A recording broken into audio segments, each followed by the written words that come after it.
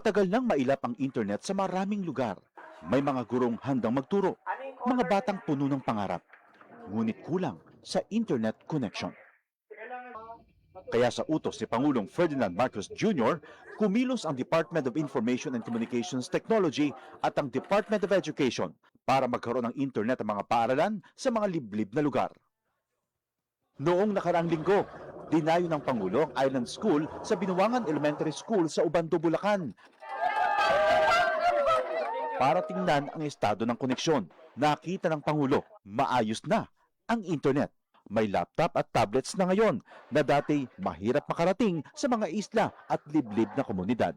Ang buong budget ng DepEd na napapakinabangan ho ng lahat ng stakeholders mula Batanes hanggang Tawi-Tawi. Maging mga paaralan sa Basilan, dinayo ng DICT at unti-unting nagka-internet ngayon. Kasama po namin si Secretary Henry po. Si Sec. Asa na si Emus mo yata ang nakakabot eh. Hi, Mr. President, Secretary. In Basilan, 189 schools na binigay sa aming assignment ni Seksani, 172 na yung nakakabit. Dahil ang internet sa mga paaralan ay hindi lang basta signal, isa itong tulay para mas mapalapit ang kaalaman sa bawat silid-aralan. At sa bawat paaralang nakukonekta, may mga batang mas nabibigyan ng pag-asa. Magkaroon lahat ng estudyante, magkaroon lahat ng guro ng kanilang kinakailangan na equipment at para maging mas maganda at mas maayos ang sistema natin sa pagtuturo. Sa buong bansa, tuloy-tuloy ang trabaho. Isa-isang inaayos sa mga bagay na magpapagaan sa buhay ng ating mga kababayan. Para ang edukasyon ay mas maging abot kamay ng bawat batang Pilipino, anumang isla o lalawigan sa bansa.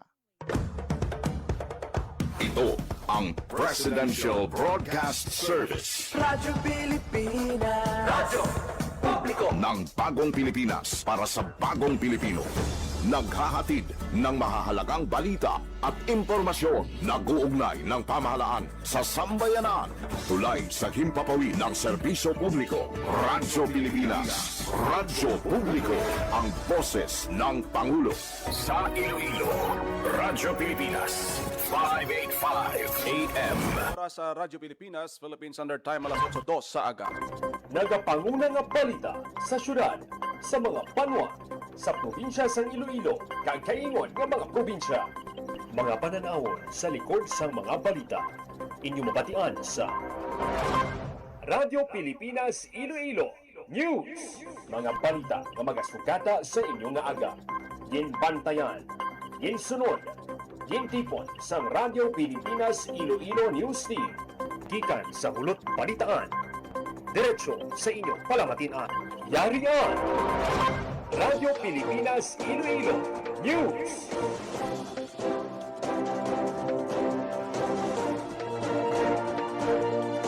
Ayong aga Pilipinas, good morning Western Visayas. Welcome sa Radyo Pilipinas News. Subong adlaw sang Webes, Hulyo 30 na kita tuig 2026. Ako ang inyo tagbalita, Junel Baclay. Nagkaroon sa aton mga pangulong dinala. 2,000 pesos nga uplift assistance gindulong sang DSWD NIR sa mga benepisyaryo sa Negros Occidental. Kontribusyon sang PCSO sa PhilHealth nagdangat na sa 13.9 billion pesos. Inaduso nga hindi pagsukot sang system loss sa electric bill, dako ang mabulig suno sa pila ka mga konsumidor. Bata sa mga isda sa Bortac Viejo magna cum laude sa kolehiyo, scholarship sang DA kag BFAR, dako ang nabulig sa iyang makatapos. Presyo sang petrolyo posible nga maganubo sa sunod nga semana suno sa Department of Energy. PSA National ID balido kag dapat nga batunon. Micro, Small and Medium Enterprise Summit 2026 ginbuksan na sa syudad sang Iloilo. Kag tatlo ka high value target individual dakop sa separado nga bypass operation sa Iloilo City.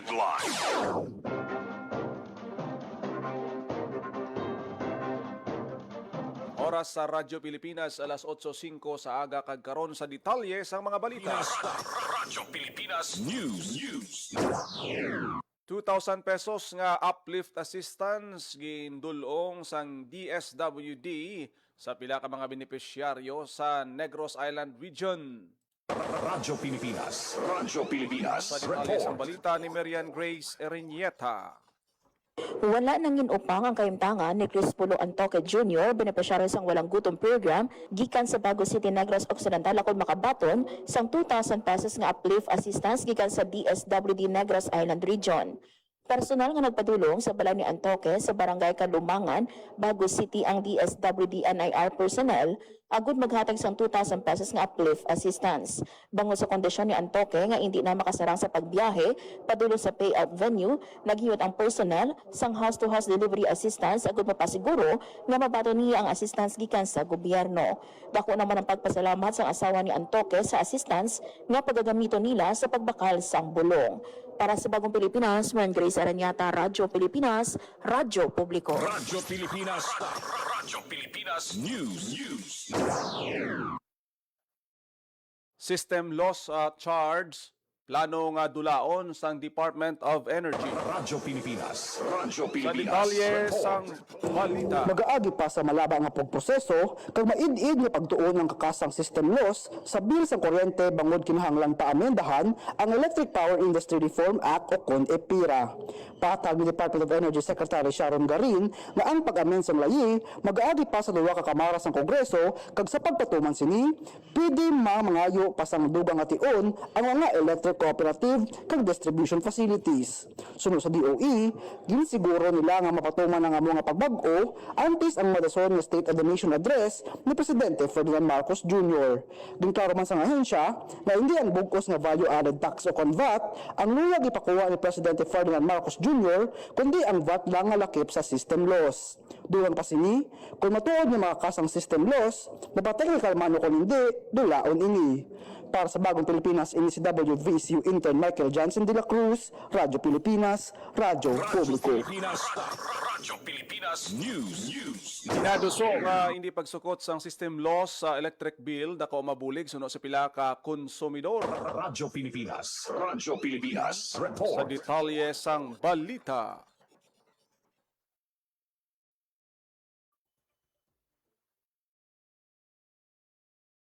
Dako nga bulig ig mapahaganagan ng balayran sa kuryente pananglit dulao na ang sukot sa system loss charge sa bulanan nga electric bill.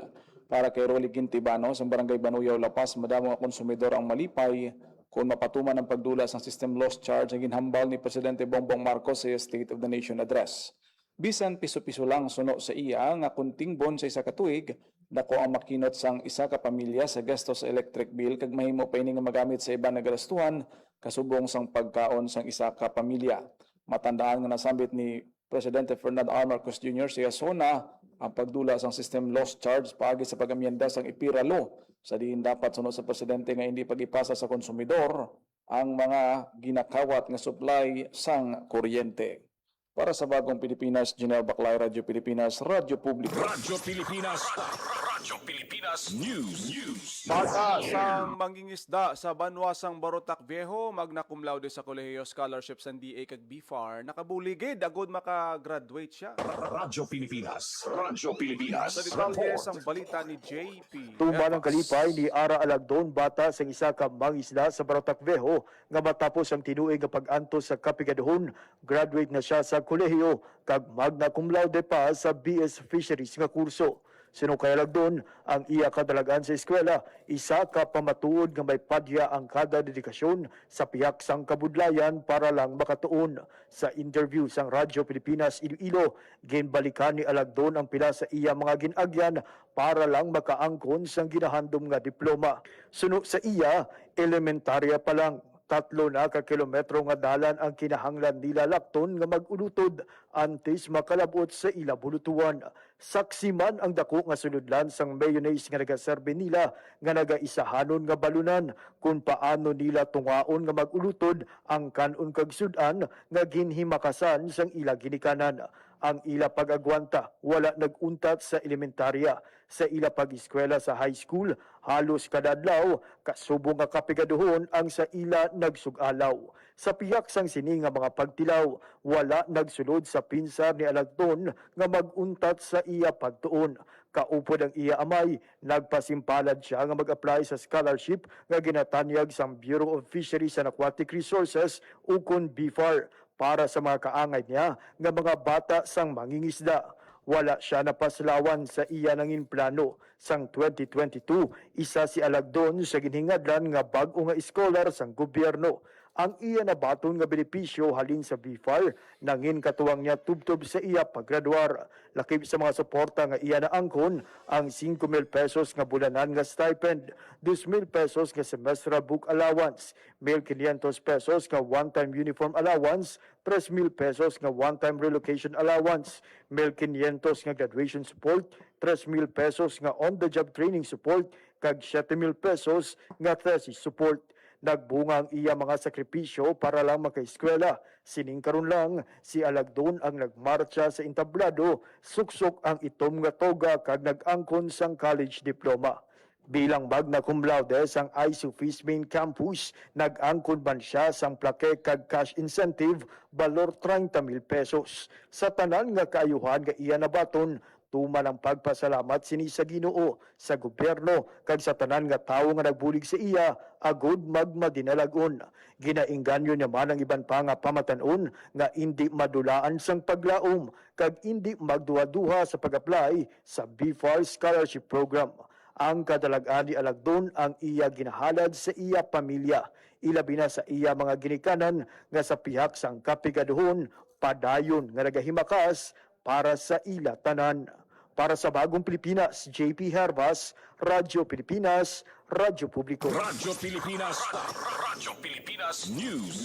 Presyo sa produktong petrolyo posible nga magnubo sa sunod nga semana. Radyo Pilipinas. Radyo Sa detalye sang balita. Ginalauman sang Department of Energy o kung DOE nga maganubo ang presyo sang petrolyo sa merkado sa sunod nga semana. Suno kay DOE Undersecretary Sandy Salas, bangod ini sa pagsulod sang China sang nagaluntad nga gamo sa Middle East, pinaagi sa pagig-anot sini sa pungsod Pakistan.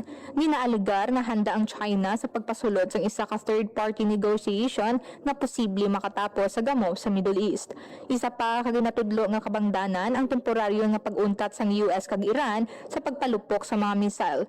Ginapasalig man sang DOE nga may nagkakaigo pa nga supply sang gatong ang pungsod. Ang supply sang gasolina magalawig sa sulod sang 44 ka adlaw, diesel sa 42 ka adlaw, kag ang kerosene tubtob sa isa ka gatos 25 ka adlaw.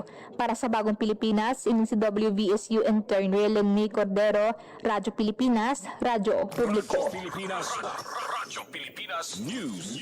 Philippine Statistics Authority National ID balido kag dapat nga batunon. Radyo Pilipinas. Radyo Pilipinas Report. Sa detalye sang balita.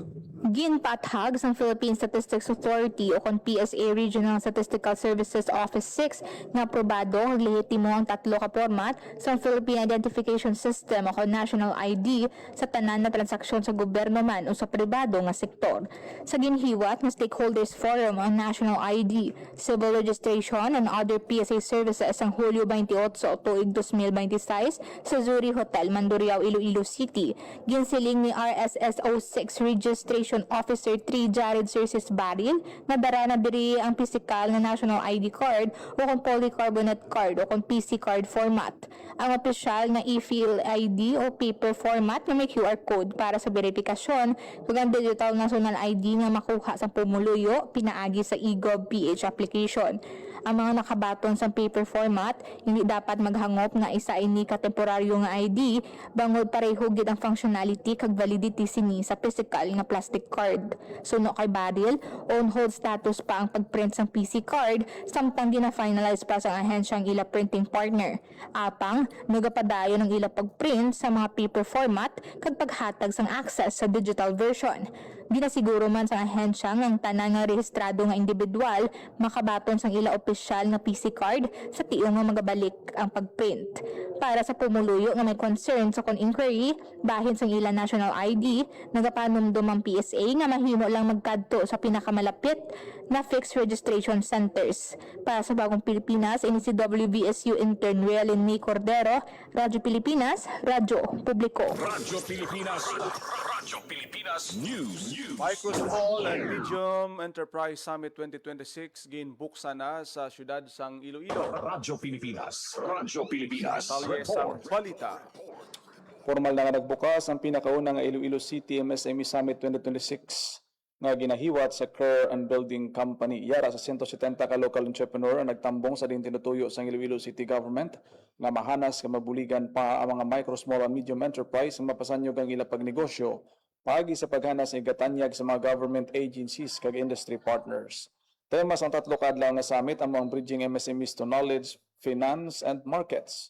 Ginpangunahan mismo ni Iloilo City Mayor Raisa Treñas ang pagbukas ng summit nga magalawig hasta Hulyo 31. Sa yamin sa ginpahayag ni Mayor Treñas nga bugos gid ang pagsuporta sa syudad agud mabuligan ng mga local entrepreneurs nga may dako nga papel sa ekonomiya. Ginpakigbahay naman sa Philippine Chamber of Commerce Incorporated nga handa sila sa pag-alalay, paghatag sa paghanas kay pagtudlo sang ihibalo ang kinahanglan sa magagmay nga negosyante sa ila pagnegosyo. Ginpakigbahay man ni DOST 6 Regional Director Rowen Hilonga nga bugos ang suporta sang ahensya sa makinahanglanon nga impormasyon kag teknolohiya sang mga MSMEs. Para sa Bagong Pilipinas, General Baclay, Radyo Pilipinas, Radyo Publiko. Radyo Pilipinas. Radyo Pilipinas News. Natigayon nga maaresto sa separado nga bypass operation ang tatlo ka mga high value target individuals sa ginpatigayon nga bypass operation sa bahin sang Airport Mandurriao. Na-recover sa otoridad ang 170 gramos sa suspected shabu nga may standard drug price nga 1.1 million pesos sa duha ka mga operasyon sa nadigad nga Hulyo 27 tubtob Hulyo 28. Una nga nadakpan sa Zone 1 Barangay Airport Mandurriao, sanday alias LC 28 anyos kag alias Marvin 31 anyos. Nga nakuhaan sang 60 gramos ng illegal nga droga, balor 408,000 pesos, bypass money kag iban pa nga mga drug o kun non-drug items. Sang Hulyo 28, nadakpan man sa Barangay Benedicto Haro, si alias B-Boy. 39 anyos ang edad, sa diin na recover siya pag ginakopang 110 gramos sang illegal nga droga nga nagabalor sang 748,000 pesos. Gindayaw ni Police Brigadier General Randolph Tuanyo, Acting Regional Director sa PRO6 ang mga operatiba sa madinalagon nga operasyon batok sa illegal nga droga. Dugang pa sang opisyal, bunga ini sang maukod nga surveillance, intelligence monitoring kag kooperasyon sang publiko sa otoridad paagi sa paghatag sang impormasyon. Napasakaan na sang kaso nga paglapas sa RA 9165 ang mga naaresto. Radyo Pilipinas. Radyo Pilipinas News. Mabayaran na sa More Electric Power Corporation ang bill deposit adjustment tubtob sa 5 ka bulan. Ginahimo ini sang More Power agon matagaan sang kahiginan ng mga nagakaigo nga tiyempo agod ang mga konsumidor matagaan sang kahiginan sa ila pagpangita sang inugbayan. Suno sa More Power, hindi automatic ang staggered payment nga 5 ka bulan sa bill deposit adjustment kag kinahanglan ini-applyan sa Customer Service Office sang More Power. Madumduman nga ang bill deposit adjustment ang santo sa pagpatuman sang ERC Resolution number 3 sang amendments sa Magna Carta of Residential Electricity Consumer. Napahayag diri nga dapat mausisa sang mga distribution utility ang average monthly bill sang konsumidor sa isa ka tuig. Kung ang bill deposit sang isa ka konsumidor ang mas manubo sa average nga bill, i-refund sa iya nga account ang sobra nga ginbayad sini. Kung mas mataas naman ang average bill, ipaanggid sa bill deposit, kinahanglan bayaran ng kulang nga kantidad santo sa gyapon sa Magna Carta, nakatala na i-refund sa account sang konsumidor ang ginabayad sini nga bill deposit kung makita nga good payer ini sa sulod sa 24 ka bulan. Dapat sunod-sunod kag wala sang lakang o kung wala nagalampas sa due date ang pagbayad sang bill. Magapadulong naman sa Customer Care Office ang More Power sa Hotel Del Rio sa dugang nga kasayuran. Radyo Pilipinas. Radyo Pilipinas News. Probinsya sang Capiz nagkampiyon sa 3 na kasunod-sunod nga tuig sang Regional Rescue Olympics. Radyo Pilipinas. Radyo Pilipinas. Sa balita ni Hope Nadepensahan Corichante. liwat sa probinsya sang Capiz ang kampyonato sa 2026 Regional Rescue Olympics nga ginhiwat sa San Jose de Buenavista, Antique. Ini nang ikatatlo kasunod-sunod nga kampyonato sang Capiz sa among nga Regional Emergency Response Competition. First runner-up naman ang Antique, sunod ang Iloilo, samtang third runner-up naman ang Aklan, kag fourth runner-up ang Guimaras. Nagbato ng probinsya sang Capiz ang plaque kag premyo balor 100,000 pesos, samtang 70,000 pesos naman sa Antique, 50,000 pesos sa Iloilo, kag tig 25,000 pesos naman ang Aklan Aklan kag Guimaras. Magluwas sa kampyonato daugman sang Best in Patient Management, Best in Runtime, Best in Uniform, Best in High Angle Rescue, kag Most Disciplined Award ang kapis. Ang Antique naman ang nagbaton sang Best in Communications and Coordination Award. Sa static display competition, kampyon ang probinsya sang Aklan. Ang lihok ginsaksihan ni Office of the Civil Defense Chief of Staff Assistant Secretary Cesar Idio na nagserbe guest of honor kag speaker. Katuyuan sang regional event nga tipunon ang mga rescue teams sa rehiyon agud hanaso ng ila kapabilidad kag pasangkaron ang koordinasyon kag pagresponde sa tion sang emerhensya kag kalamidad. Ginanunsyo naman ang Aklan bilang masunod nga host province sang 2027 Regional Rescue Olympics para sa bagong Pilipinas. Hope Trichante, Radyo Pilipinas, Radyo Publiko. Radyo Pilipinas. Radyo Pilipinas News. Manunudlo sa siyudad sang Pasig, ginkalipay ang promosyon sa idalom sang Expanded Career Progression.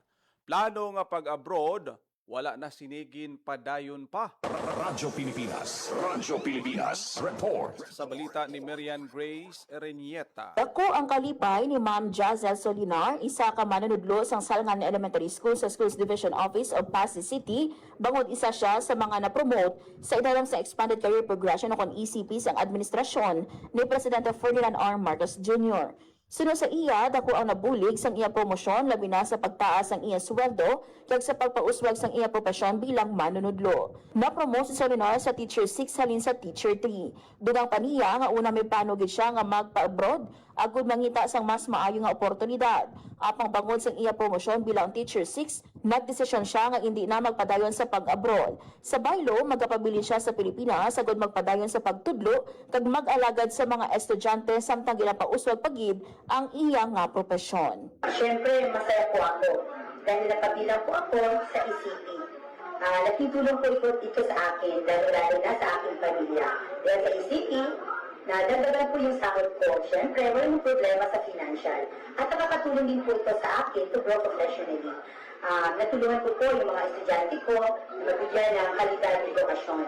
Kaya, sa ngayon, para ko pa noon na mag-abroad o mga ibang bansa para mabigyan ng mas magandang buhay ang aking pamilya. Pero dahil sa ECP, hindi na po ako magpatuloy na pupunta sa ibang bansa. Dito na po ako sa Pilipinas. Dito na lang po ako mag-aaral at magsisilbi sa aking mga mahal na mga estudyante. Stop na po ang pangarap ng mga ibang bansa. Dito na lang po ako sa Pilipinas. Nabatian ang kabayan sang pahayag ni Solinar. Para sa Bagong Pilipinas, Marian Grace Aranyata, Radyo Pilipinas, Radyo Publiko. Radyo Pilipinas. Radyo Pilipinas News.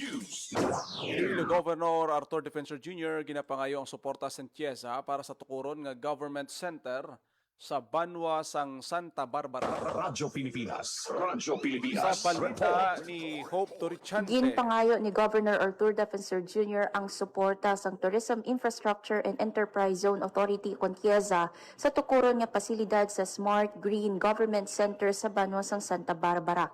Ini sa tapos nga nakikita ang gobernador kay Tiesa Chief Operating Officer Mark Lapid agud magpangabay sang financial backing sa Convention and Events Facility, isa sa mga major feature sang ginatukod nga government center. Kung matapos, ang Convention and Events Facility ginapananaw nga magapanagbalay sang national kag international events. Para sa Bagong Pilipinas, Hope Trichante, Radyo Pilipinas, Radyo Publiko. Pilipinas. Radyo Pilipinas News. Pagkor kag Rojas City Government nagpermahan na isang kasugtanan para sa pagpatindog sang bag-o nga mga school building sa syudad. Radyo Pilipinas. Radyo Pilipinas. Report. Sa detalye sang balita. Nagpirma sang Memorandum of Agreement ang Rojas City Government kag Philippine Amusement and Gaming Corporation o PAGCOR para sa pagpatukod sang bag-o nga school building sa Don Manuel Arnaldo Memorial School sa Barangay Milibili. Suno kay Mayor Ronnie Dadiva, ang school building ay patindog tugtog 3 ka panalgan kag may 12 ka hulot klasihan.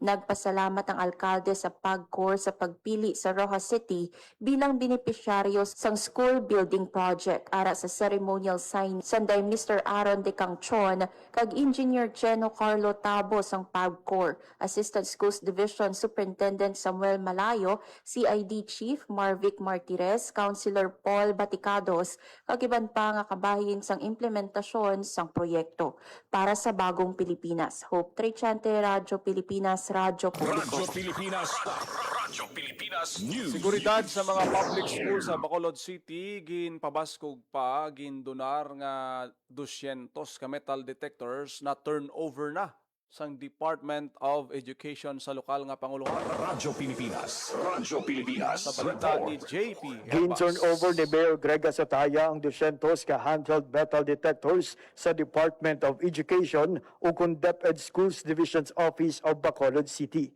Ang metal detectors gindonar sa mga pribado nga individual kag organisasyon kag igapanagtag sa 75 ka pampubliko nga bulutuan labi na gid ang mga wala pa sang sini nga gamit. Ang iningatikang ang kabahin sa mga pagtingwa sang syudad nga makahatag sang mas luwas nga learning environment para sa mga estudyante, manunudlo kag school personnel. Nagpasalamat naman si DepEd Schools Division Superintendent Dennis Develos sa nabaton nga donasyon nga ginalauman magapadasig sang pag-inspeksyon sa mga entrance sang eskwelahan. Magluwas sa donasyon, ginaplano sa Bacolod City Government ang paghatag sang dugang nga security devices sa masunod nga mga bulan. Para sa Bagong Pilipinas, JP Hervas, Radyo Pilipinas, Radyo Publiko. Radyo Pilipinas. Radyo Pilipinas News. Masobra 3,000 ka mga mangingisda sa Capiz nakabaton sa Presidential Assistance for Farmers and Fisher Folk Program Cash Aid paagi sa DAB Farm. Radyo Pilipinas. Radyo Pilipinas. Report. Detalye sang balita. Nagbaton sang cash assistance si dalom sang Presidential Assistance for Farmers and Fisher Folk Program o KUNPAF ang 3,830 ka mangisda gikan sa 7 ka banwa sang Capiz.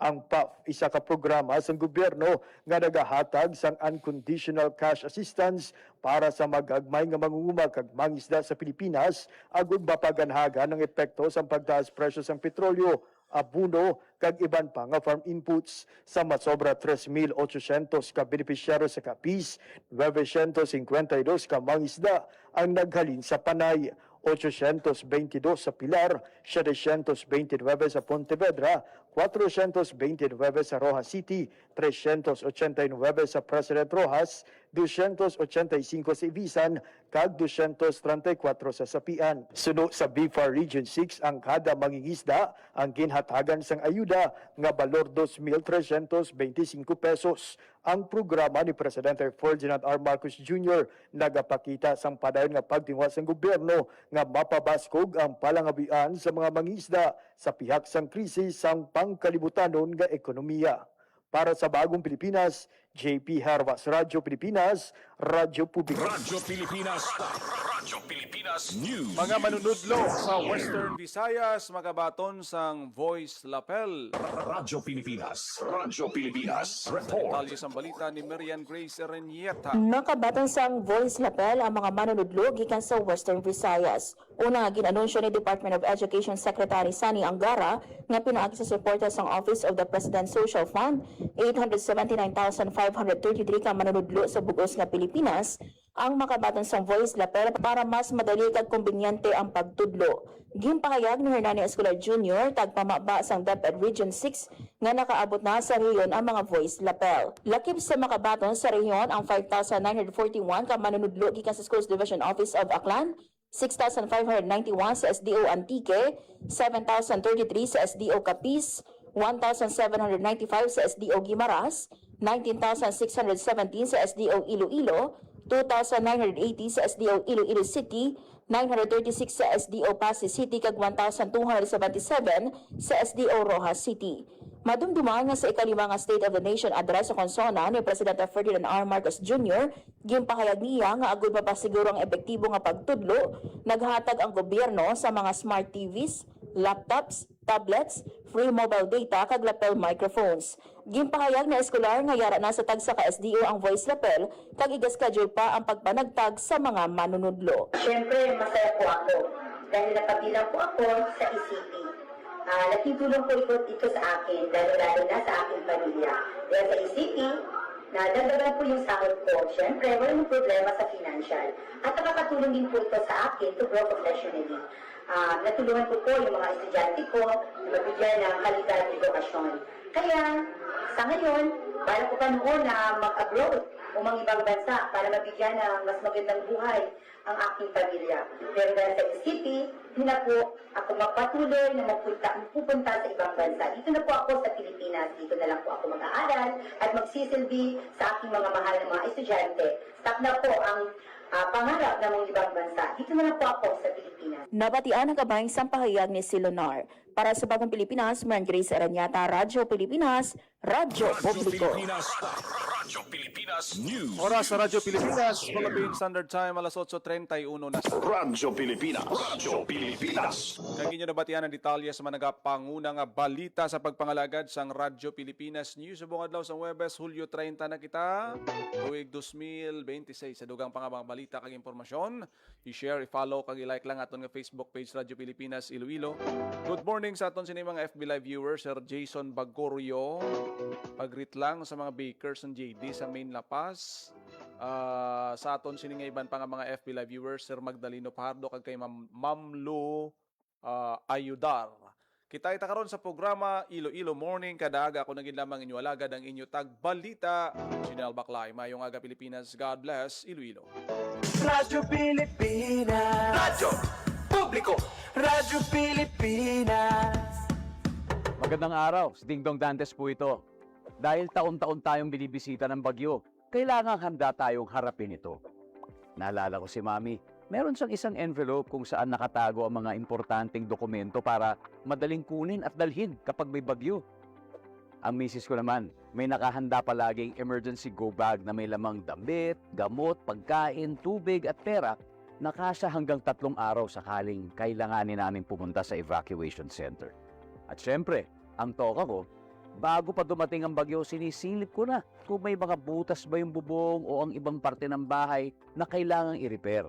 Nakamonitor din ako sa updates ng Pag-asa tungkol sa bagyo. May kanya-kanyang responsibilidad sa bahay para sure na ligtas ang buhay. Dahil, #panatag ang may alam. Maging panatag Pilipinas. Radyo Pilipinas. Radyo Publiko. Radyo Pilipinas.